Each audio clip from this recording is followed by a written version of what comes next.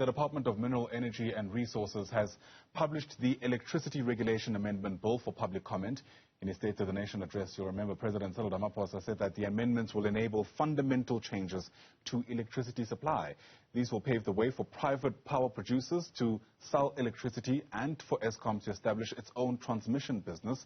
The question, of course, is, will these reforms result in a flood of private investments in the electricity sector? Well, let's find out. Bring in our guest, Deputy Director General at the Department of Minerals and Energy, that's Ntokozo Ngcwabe, who joins us via our video link. And Ntokozo, it's great to have you on the program. Thank you for making time. I mean, you know, these amendments, we're told, are ultimately going to, in part, create a whole lot more of a competitive market. But what's your response to those who are worried that this is just an underhanded way of privatizing the sector? Morning, Ayanda, and thank you for having us. You know, Ayanda, I will say this.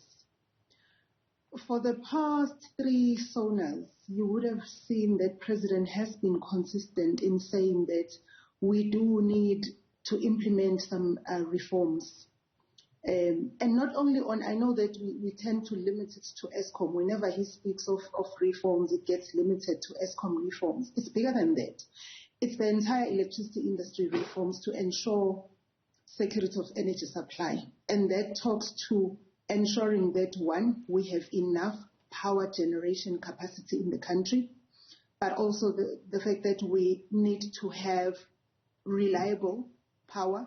We need to have available power, what we usually call the availability factor, as well as affordability, which is a serious challenge that the country is confronted with. So opening up competition in the electricity sector is by no means a way to privatize power generation in the country. I mean, when we do such amendments, we do quite a bit of benchmarking. We look at what has happened in other countries, what has worked, what has not worked, what has failed, what have they done right, and what's best practice in today's terms, and what those actions would mean for the end consumer on the ordinary South African, you know, in terms of consumption of power, in the light of affordability, which is a serious challenge in the country. So that is definitely not the case. Yeah, I mean, you say it's not necessarily privatization that's taking place, but you have to agree that a whole lot more private players would have to enter the space for this increased competition to take place in the market. So, Ayanda, you would recall that last year, sometime mid-year, we amended Schedule 2 to the Electricity Regulation Act, where we were allowing people who want to generate power for self-use, what we call embedded generation, from 1 megawatt to a threshold of 100 megawatts. You'll be surprised if I were to tell you today that since that amendment, we've received about 400 applications, none of them above 10 megawatts. So, you know, what people think will happen when we open up the market versus reality on the ground are 2 different things. You know, what we can confirm is, based on our studies, based on a benchmarking that we have undertaken, we know for a fact, and as economics would have it, when you open up competition, you drive price in a certain direction, which is what South Africa needs. But you also ensure stability of power, where you have enough generation capacity in the country. I mean, it's not a secret that Eskom currently sits with aging infrastructure, and the generation capacity that the Eskom fleet has is always underperforming.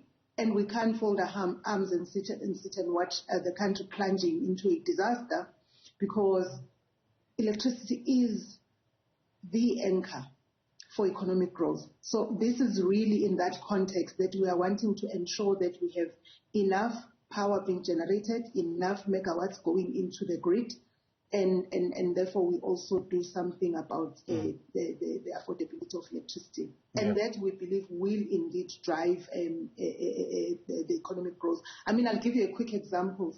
We did another study last year where we took a look at the smelters in the country. You know, we've lost over 60% of our smelting capacity.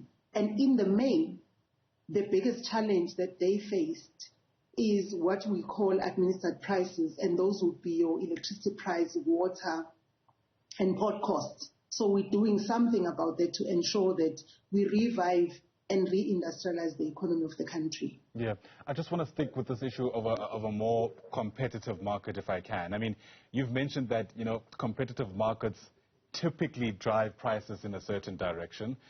But those who did economics 101 will remember the term ceteris paribus. It's an Italian term that essentially means all things considered. All things being equal. Right, Yeah. there you go. And in that context, we know that things sometimes don't necessarily pan out that way. Some academics have written papers about how in the global north, an increasingly competitive space has ironically driven prices up, largely because private participants prioritize profits over people. I mean, obviously that's going to be a concern that's going to exist here at home as well.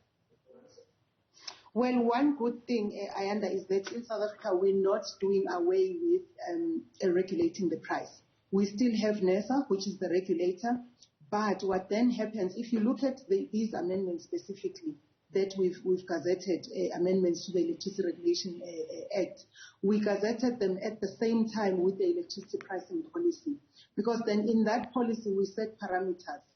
And once the policy is passed, then NERSA as the implementing agent would then rework the rules, what we call rules, the pricing rules, where the price determination rules, we determine the prices, but we set certain parameters where we ensure that a generator would cover the generation costs. There are parameters that are clearly set. We don't, the intention is not to completely deregulate the electricity market in South Africa or the electricity industry, which then could plunge the country into a disaster. But also, let me hasten to say this.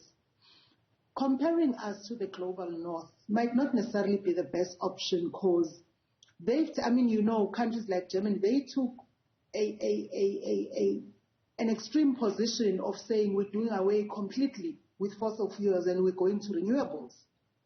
And it proved to be quite expensive to build, quite expensive to roll out, but also quite expensive to run for the entire country. As a result, we're seeing them going back, because it also poses its own challenges with the availability factor, where nobody has proven it to us that you can have base load, for example, from renewables. And those are all the factors that come into play, which is not the case in South Africa. In South Africa, we're still going to maintain our coal fleet. We're still going to implement a mix that is as espoused in the IRP, ensuring that we tap on all the sources of energy that we have as a country. Yeah. Very quickly, this electricity regulation amendment bill open for public comment until when? It's 30 days from last week Wednesday, excluding weekends. All right. It's 30 working days. Right. I imagine these issues and many others will be ventilated by many other stakeholders. For now, thanks for your indulgence. Really do appreciate your time this morning. Ntokozo Ngcwabe is the Deputy Director General in the Minerals and Energy Department. Once again, thanks very much indeed.